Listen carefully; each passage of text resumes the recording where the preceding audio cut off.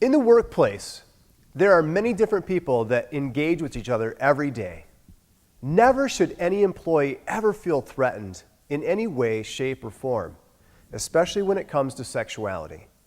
Sexual harassment is a real problem, and it occurs all too often. We're going to teach you the basics of understanding what sexual harassment is, how to recognize it, what laws are there to help prevent it, and what you can do about it if it ever happens to you. So you might be wondering, what is sexual harassment?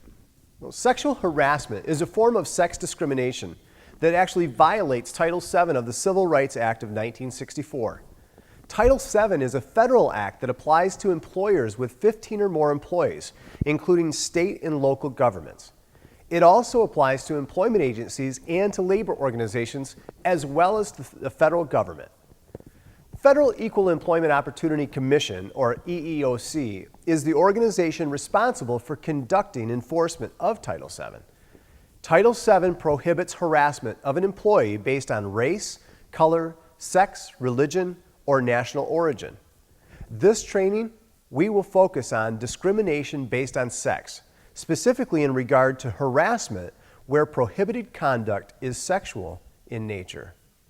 It's vital for employers to have this training in order to reduce liability for harassment claims by helping prepare employees and their supervisors.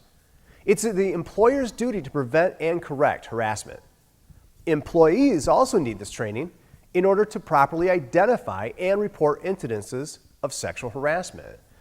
Far too often, people are afraid to report any kind of sexual harassment because they're afraid of losing their job or further being harassed. Title VII protects people from having to keep silent out of fear.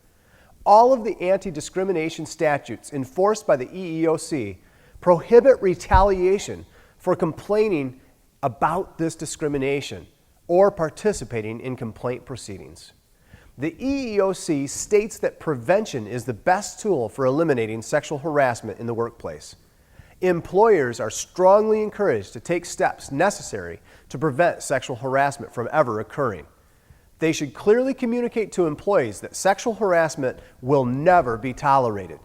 They can do so by providing sexual harassment training to their employees and by establishing effective complaint or grievance processes by taking immediate and appropriate action when an employee complains.